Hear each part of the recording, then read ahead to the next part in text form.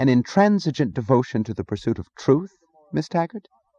Have you heard the moralists and the art lovers of the centuries talk about the artists' intransigent devotion to the pursuit of truth?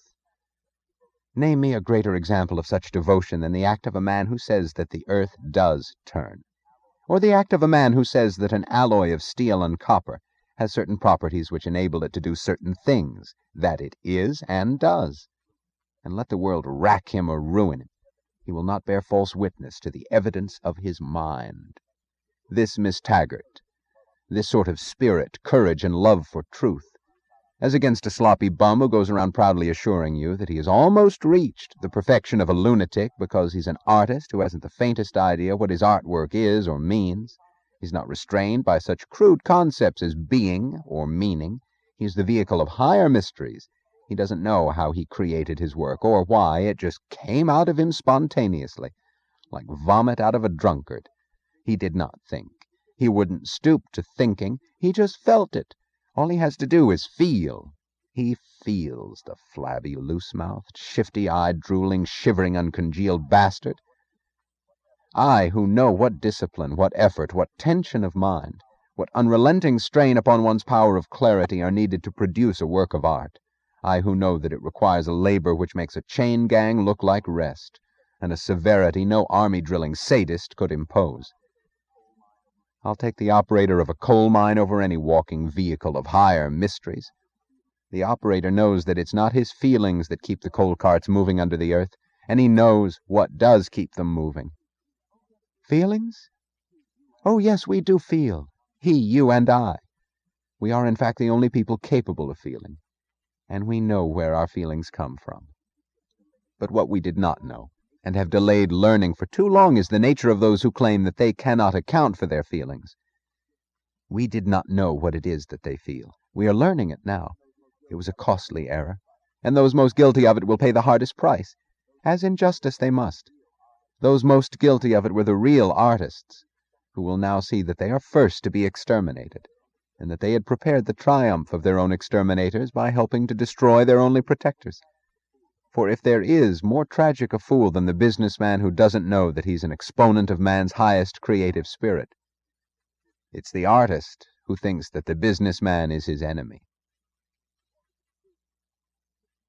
It was true, she thought, when she walked through the streets of the valley, looking with a child's excitement at the shop windows sparkling in the sun, that the businesses here had the purposeful selectiveness of art, and that the art, she thought, when she sat in the darkness of a clabbered concert hall listening to the controlled violence and the mathematical precision of Halley's music, had the stern discipline of business. Both had the radiance of engineering, she thought, when she sat among rows of benches under the open sky, watching Kay Ludlow on the stage. It was an experience she had not known since childhood, the experience of being held for 3 hours by a play that told a story she had not seen before, in lines she had not heard, uttering a theme that had not been picked from the hand-me-downs of the centuries. It was the forgotten delight of being held in rapt attention by the reins of the ingenious, the unexpected, the logical, the purposeful, the new, and of seeing it embodied in a performance of superlative artistry by a woman playing a character whose beauty of spirit matched her own physical perfection. "That's why I'm here, Miss Taggart," said Kay Ludlow, smiling in answer to her comment after the performance. "Whatever quality of human greatness I have the talent to portray, that was the quality the outer world sought to degrade. They let me play nothing but symbols of depravity, nothing but harlots, dissipation chasers, and home-wreckers, always to be beaten at the end by the little girl next door, personifying the virtue of mediocrity. They used my talent for the defamation of itself. That was why I quit." Not since childhood, thought Dagny, had she felt that sense of exhilaration after witnessing the performance of a play. The sense that life held things worth reaching, not the sense of having studied some aspect of a sewer there had been no reason to see. As the audience filed away into the darkness from the lighted rows of benches, she noticed Ellis Wyatt, Judge Narragansett, Ken Danager, men who had once been said to despise all forms of art. The last image she caught that evening was the sight of 2 tall, straight, slender figures walking away together down a trail among the rocks, with the beam of a spotlight flashing once on the gold of their hair. They were Kay Ludlow and Ranyardanashuld. And she wondered whether she could bear to return to a world where these were the two doomed to destruction. The recaptured sense of her own childhood kept coming back to her whenever she met the two sons of the young woman who owned the bakery shop. She often saw them wandering down the trails of the valley, two fearless beings, aged 7 and 4. They seemed to face life as she had faced it. They did not have the look she had seen in the children of the outer world, a look of fear, half secretive, half sneering, the look of a child's defense against an adult, the look of a being in the process of discovering that he is hearing lies, and of learning to feel hatred. The two boys had the open, joyous, friendly confidence of kittens who do not expect to get hurt. They had an innocently natural, non-boastful sense of their own value, and as innocent a trust in any stranger's ability to recognize it. They had the eager curiosity that would venture anywhere with the certainty that life held nothing unworthy of or closed to discovery. And they looked as if, should they encounter malevolence, they would reject it contemptuously, not as dangerous, but as stupid. They would not accept it in bruised resignation as the law of existence. "They represent my particular career, Miss Taggart," said the young mother in answer to her comment, wrapping a loaf of fresh bread and smiling at her across the counter.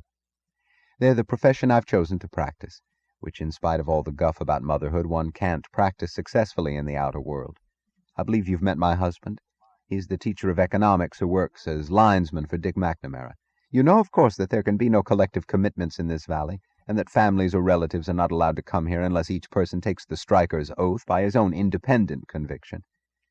I came here not merely for the sake of my husband's profession, but for the sake of my own. I came here in order to bring up my sons as human beings. I would not surrender them to the educational systems devised to stunt a child's brain, to convince him that reason is impotent, that existence is an irrational chaos with which he is unable to deal, and thus reduce him to a state of chronic terror. You marvel at the difference between my children and those outside, Miss Taggart, yet the cause is so simple. The cause is that here in Galt's Gulch there's no person who would not consider it monstrous ever to confront a child with the slightest suggestion of the irrational." She thought of the teachers whom the schools of the world had lost, when she looked at the 3 pupils of Dr. Axton on the evening of their yearly reunion. The only other guest he had invited was Kay Ludlow. The 6 of them sat in the backyard of his house, with the light of the sunset on their faces and the floor of the valley condensing into a soft blue vapor far below. She looked at his pupils, at the 3 pliant, agile figures half stretched on canvas chairs in poses of relaxed contentment, dressed in slacks, windbreakers, and open-collared shirts. John Galt, Francisco d'Anconia, Ranyardanashuld. "Don't be astonished, Miss Taggart," said Dr. Axton, smiling, "and don't make the mistake of thinking that these 3 pupils of mine are some sort of superhuman creatures. They're something much greater and more astounding than that. They're normal men, a thing the world has never seen, and their feat is that they've managed to survive as such. It does take an exceptional mind and a still more exceptional integrity to remain untouched by the brain-destroying influences of the world's doctrines, the accumulated evil of centuries, to remain human, since the human is the rational." She felt some new quality in Dr. Axton's attitude, some change in the sternness of his usual reserve. He seemed to include her in their circle, as if she were more than a guest. Francisco acted as if her presence at their reunion were natural, and to be taken gaily for granted. Galt's face gave no hint of any reaction. His manner was that of a courteous escort who had brought her here at Dr. Axton's request. She noticed that Dr. Axton's eyes kept coming back to her, as if with the quiet pride of displaying his students to an appreciative observer. His conversation kept returning to a single theme, in the manner of a father who has found a listener interested in his most cherished subject. "You should have seen them when they were in college, Miss Taggart. You couldn't have found 3 boys conditioned to such different backgrounds. But conditioners be damned! They must have picked one another at first sight among the thousands on that campus.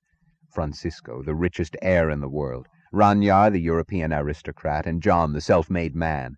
Self-made in every sense, out of nowhere, penniless, parentless, tieless. Actually, he was the son of a gas station mechanic at some forsaken crossroads in Ohio, and he had left home at the age of 12 to make his own way. But I've always thought of him as if he had come into the world like Minerva, the goddess of wisdom, who sprang forth from Jupiter's head fully grown and fully armed.